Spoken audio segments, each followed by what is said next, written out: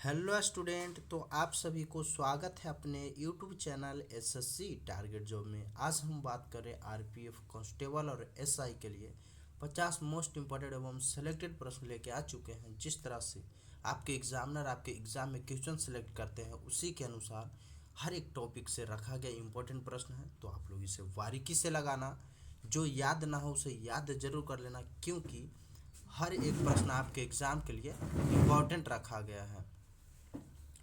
अगर आप लोग अभी तक वीडियो को लाइक नहीं किए तो वीडियो को लाइक कर लेना। चैनल पे पहली बार हो तो चैनल को सब्सक्राइब जरूर कर लेना, क्योंकि ऐसे मोस्ट इंपॉर्टेंट एवं सेलेक्टेड वीडियो आपको जल्दी मिल सके। तो चलते हैं बिना टाइम गवाते हुए सीधे क्वेश्चन की ओर। और हमारा पहला क्वेश्चन दिया गया है, देख सकते हो कि भारत का पहला वन विश्वविद्यालय कहाँ बनाया जाएगा। करेंट का क्वेश्चन है और बहुत ही इम्पोर्टेंट क्वेश्चन दिया गया। तो इसे याद रखना कि भारत का पहला वन विश्वविद्यालय कहाँ बनाया जाएगा। तो इसका राइट आंसर हो जाएगा तेलंगाना। कहाँ बनाया जाएगा? तेलंगाना में बनाया जाएगा भारत का पहला वन विश्वविद्यालय। ऑप्शन नंबर सी आपका राइट आंसर हो जाएगा। अगला प्रश्न दिया गया है, रक्त का ना जमना किस विटामिन की कमी से होता है। रक्त का ना जमना किस विटामिन की कमी से होता है। तो आपका right answer option number D हो जाएगा। क्या हो जाएगा? डी। ऑप्शन नंबर डी क्या हो जाएगा? विटामिन के कमी के कारण रक्त ना जमना। ऑप्शन नंबर डी आपका राइट आंसर।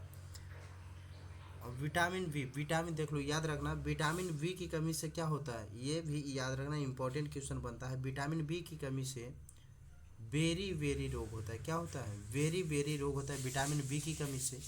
विटामिन सी की कमी से अस्कर्वी रोग होता है। क्या होता है? विटामिन सी की कमी से अस्कर्वी रोग होता है। और विटामिन ई की कमी से बांझापन, जानते हो कि बांझापन होता है। क्या होता है? बांझापन होता है। तो चारों का चारों इंपॉर्टेंट क्वेश्चन है। रक्त का ना जमना विटामिन के की कमी के कारण है। विटामिन बी की कमी से वेरी वेरी रोग होता है। विटामिन सी की कमी से अस्कर्वी रोग होता है। और विटामिन ई के कारण बांझापन होता है। तो आप लोग चारों ऑप्शन, चारों क्वेश्चन, चारों आंसर आप लोग याद रखना। अगला प्रश्न दिया गया है, निम्नलिखित में से फुटबॉल से संबंधित कप नहीं है। कौन सा कप है जो फुटबॉल से संबंधित कप नहीं है? तो संतोष कप भी फुटबॉल से संबंधित है, और सुब्रतो का भी फुटबॉल से, रोवर्स का भी फुटबॉल से। तो तीनों किस से हो जाएगा? फुटबॉल से। फुटबॉल से आप लोग याद रखना, तीनों फुटबॉल से हो जाएगा। लेकिन इसका राइट आंसर क्या हो जाएगा? देवधर जो है वो फुटबॉल से संबंधित कप नहीं है। तो आपका right answer option number A हो जाएगा। अगला प्रश्न दिया गया है, विश्व व्यापार संगठन डब्ल्यूटीओ की स्थापना कब हुई थी। विश्व व्यापार संगठन की स्थापना जो है वो कब हुई थी? तो आपका राइट आंसर हो जाएगा 1 जनवरी। क्या हो जाएगा? 1 जनवरी 1995।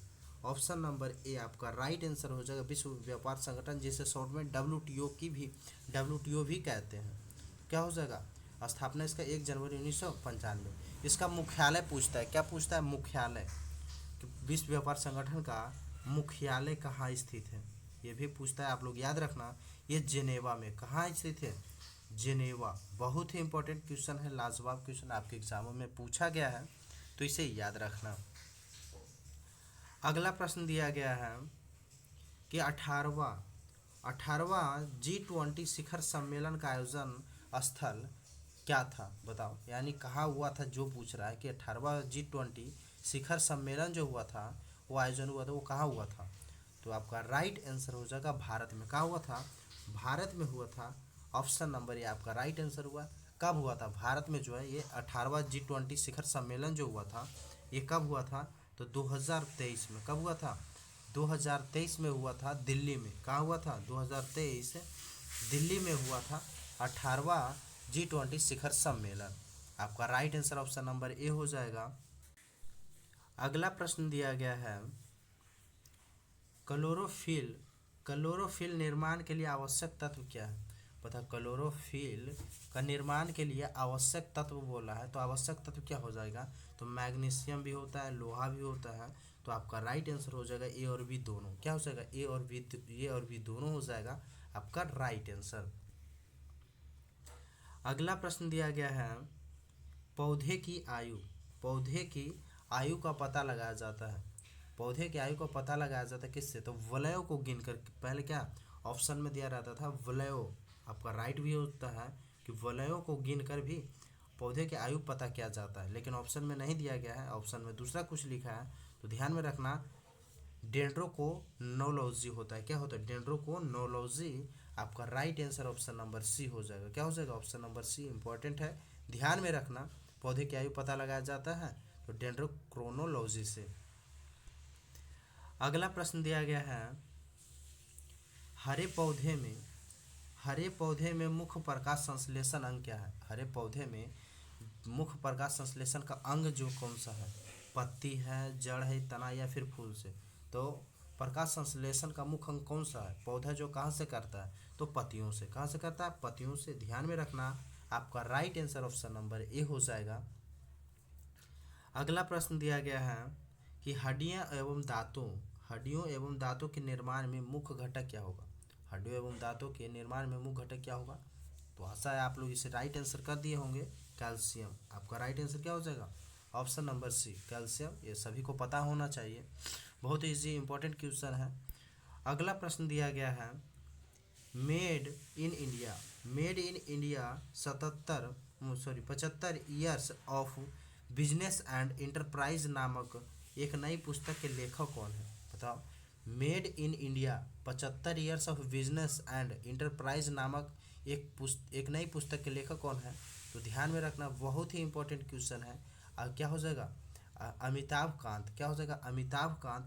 ऑप्शन नंबर ए आपका राइट आंसर हो जाएगा। आपका हेड कांस्टेबल में पूछा गया था, बहुत ही इंपॉर्टेंट क्वेश्चन है, तो इसे याद रखना।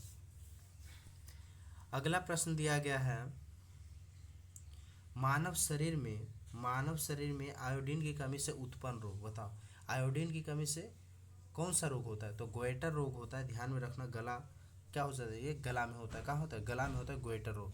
अस्कर्वी, अभी मैंने ऊपर बताया था, अस्कर्वी जो है किस विटामिन की कमी से होता है? Vitamin C. वेरी वेरी रोग विटामिन बी की कमी से होता है, ये याद रखना। अगला प्रश्न दिया गया है, अल्पसंख्यक, अल्पसंख्यक वर्गों के हितों का संरक्षण किस अनुच्छेद में दिया गया? देखो बहुत ही इंपॉर्टेंट है, आपके एग्जाम में पूछा है कांस्टेबल में कि अल्पसंख्यक वर्गों के हितों का संरक्षण किस अनुच्छेद में दिया गया है? तो ध्यान में रखना, आपका राइट आंसर हो जाएगा अनुच्छेद 29 में दिया गया था। किसमें? अनुच्छेद 29। आपका right answer option number A हो जाएगा। अगला प्रश्न दिया गया है कि निम्न में से प्रकाश की चाल न्यूनतम होती है। क्या पूछा? प्रकाश की चाल जो है वो न्यूनतम किस में होती है? हीरे, ठोस, निर्वात या ये भी दोनों में? तो प्रकाश की चाल जो न्यूनतम यानी कम होती है तो किस में होती है? हीरे और ठोस दोनों हो जाएगा। आपका राइट आंसर हो जाएगा ये और भी दोनों। और सबसे अधिक, सबसे अधिक बोले तो निर्वात में हो जाएगा। क्या हो जाएगा?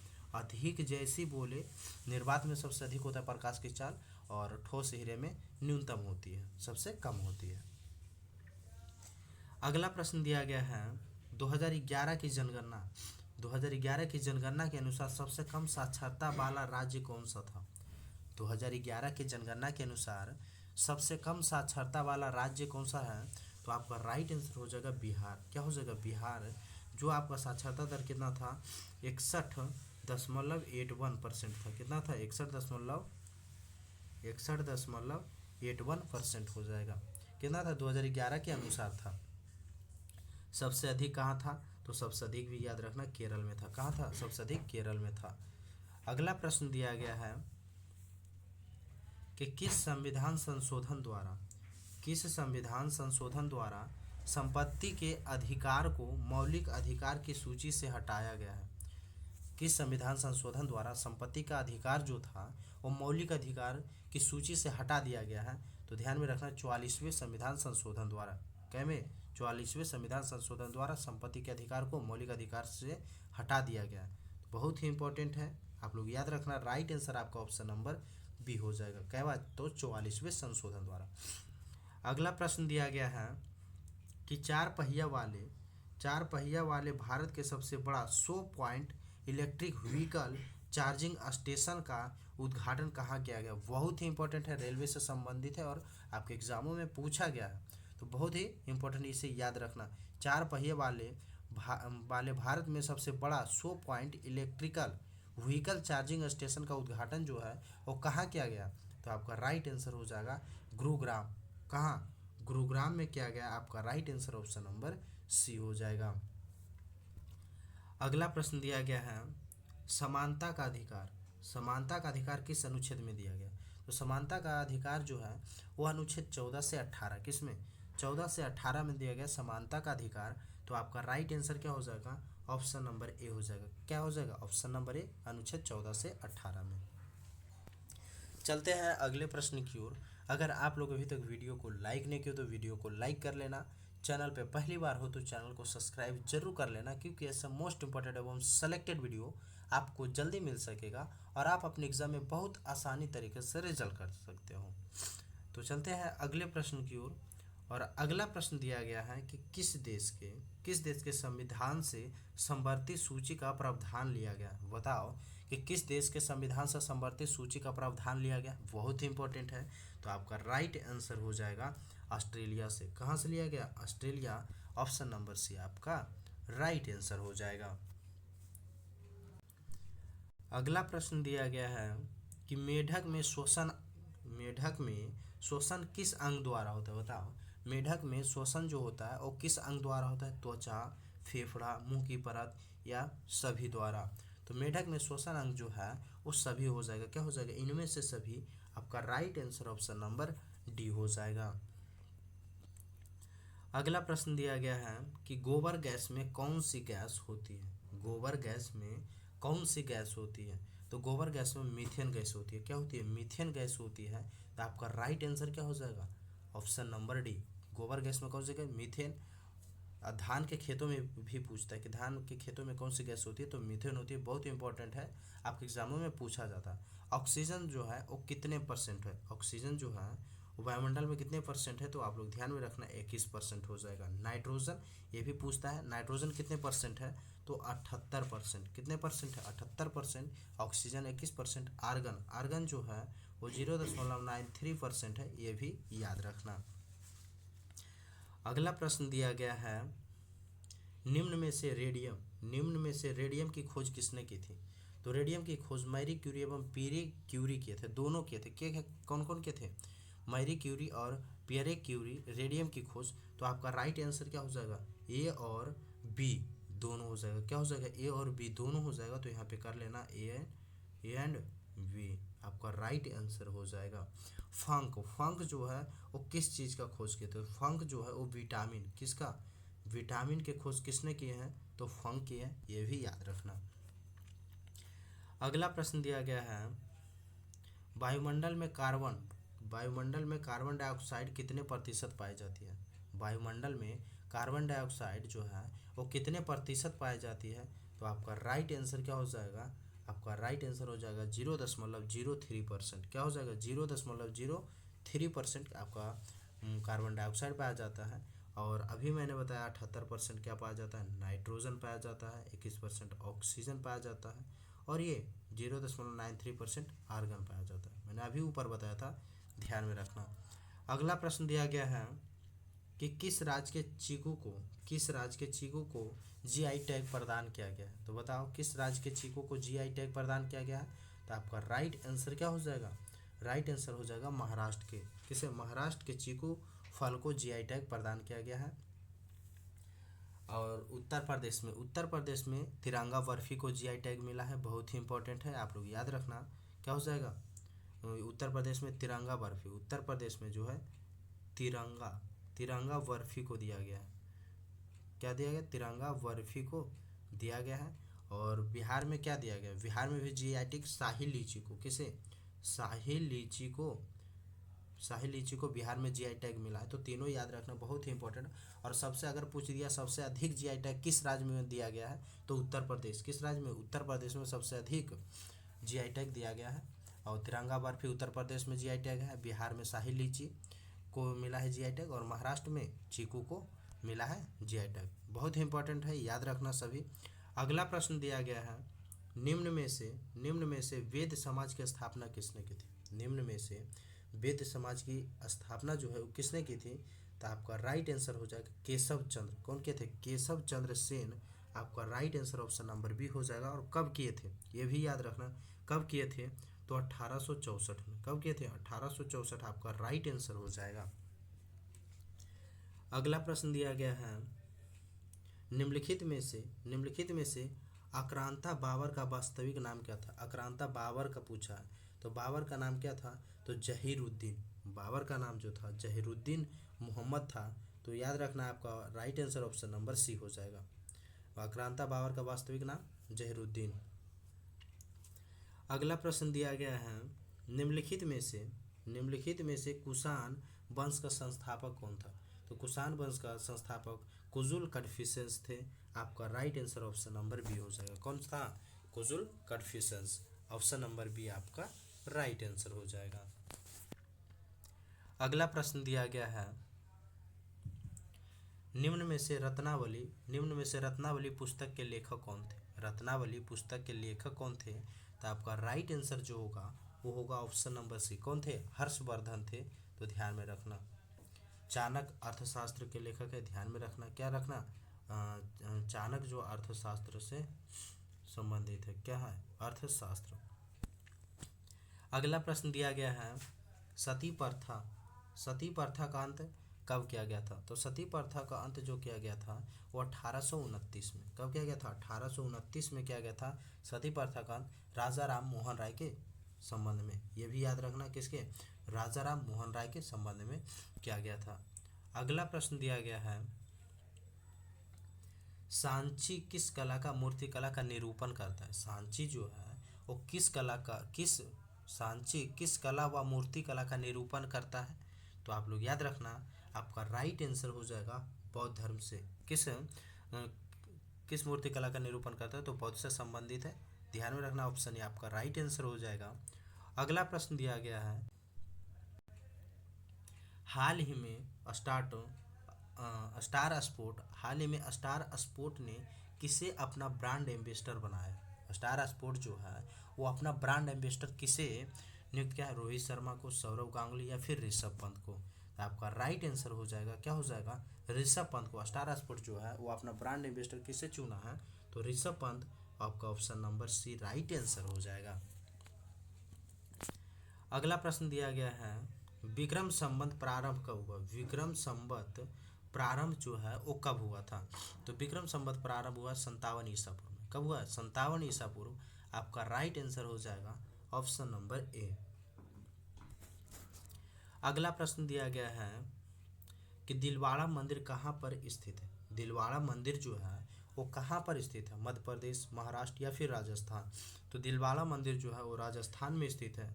आपका right answer option number C हो जाएगा। क्या हो जाएगा? ऑप्शन नंबर सी राजस्थान में स्थित है। अगला प्रश्न दिया गया है, निम्न में से तैमूर लंग ने किस वर्ष में भारत पर आक्रमण किया था? निम्न में से तैमूर लंग जो है किस वर्ष भारत पर आक्रमण किए थे? तो आपका राइट आंसर हो जाएगा 1398 में। कब किए थे? 1398 में किए थे। आपका right answer option number D हो जाएगा। अगला प्रश्न दिया गया है, विद्युत धारा को मापने का यंत्र। विद्युत धारा को मापने का यंत्र जो है वो बताना है। तो विद्युत धारा को मापने का यंत्र हो जाएगा आपका एमीटर। क्या हो जाएगा? एमीटर। विद्युत धारा का मापने का यंत्र एमीटर है। प्रतिरोध का ऐसा मात्रक क्या होता है? ओम होता है। क्या होता है? ओम। प्रतिरोध का ये भी याद रखना, आपको पूछता है एग्जामों में। प्रतिरोध। हाइग्रोमीटर से आर्द्रता मापा जाता है, ये भी याद रखना। क्या मापा जाता है? आर्द्रता। हाइग्रोमीटर से आर्द्रता मापा जाता है। आपका राइट आंसर हो जाएगा। और विद्युत धारा को मापने का यंत्र क्या है? तो एमीटर। क्या हो जाएगा? एमीटर। अगला प्रश्न दिया गया है कि स्वतंत्र रूप से लटका चुंबक किस दिशा में स्थित रहता है? तो स्वतंत्र रूप से लटका चुंबक जो है वो उत्तर दक्षिण दिशा में। किस दिशा में? उत्तर दक्षिण दिशा में रहता है। आपका right answer option number C हो जाएगा। चलते हैं अगले प्रश्न की ओर। अगर आप लोग अभी तक वीडियो को लाइक नहीं किए तो वीडियो को लाइक कर देना, चैनल को सब्सक्राइब नहीं किए तो चैनल को सब्सक्राइब जरूर कर लेना, बेल आइकन दबा लेना, क्योंकि ऐसा मोस्ट इंपॉर्टेंट एवं सेलेक्टेड वीडियो आपको जल्दी मिल सके और आप अपने एग्जाम में बहुत अच्छे तरीके से रिजल्ट दे सकते हो। अगर चैनल को अपने दोस्तों को पास शेयर जरूर कर देना, क्योंकि उनको भी आपकी तरह हेल्प मिल सके। तो चलते हैं अगले प्रश्न की ओर। विश्व आर्थिक मंच द्वारा जारी ऊर्जा संक्रमण सूचकांक 2024 में भारत का स्थान क्या है। देखो करेंट का क्वेश्चन है, बहुत ही इंपॉर्टेंट क्वेश्चन है, आप लोग इसे याद रखना कि विश्व आर्थिक मंच WEF द्वारा जारी ऊर्जा संक्रमण सूचकांक 2024 में भारत का स्थान जो है वो कैवें स्थान था। तो आप लोग ध्यान में रखना, आपका राइट आंसर हो जाएगा कितना था, 63वें था। कितना था, 63वें आपका राइट आंसर हो जाएगा ऑप्शन नंबर 1। अगला प्रश्न दिया गया है, निम्न में से निशा निमंत्रण किसकी रचना। यहाँ पे म कर लेना, थोड़ा सा मिस्टेक है। निम्न में से निशा निमंत्रण किसकी रचना है। तो आपका राइट आंसर हो जाएगा हरिवंश राय बच्चन। क्या हो जाएगा, हरिवंश राय बच्चन कर लेना, आपका राइट आंसर हो जाएगा ऑप्शन नंबर सी। अगला प्रश्न दिया गया है, निम्नलिखित में से किस देश की मुद्रा का नाम रियाल नहीं है। क्या पूछा है, रियाल नहीं, यानी इनमें से तीन देश का मुद्रा का नाम रियाल होगा, एक का नहीं होगा। तो ध्यान में रखना, आपका राइट आंसर हो जाएगा, क्या हो जाएगा, इराक का। क्या हो जाएगा, इराक का मुद्रा का नाम रियाल नहीं है। बाकी तीनों का क्या हो जाएगा, रियाल। क्या हो जाएगा, रियाल है। और इराक का ध्यान में रखना, क्या हो जाएगा आपका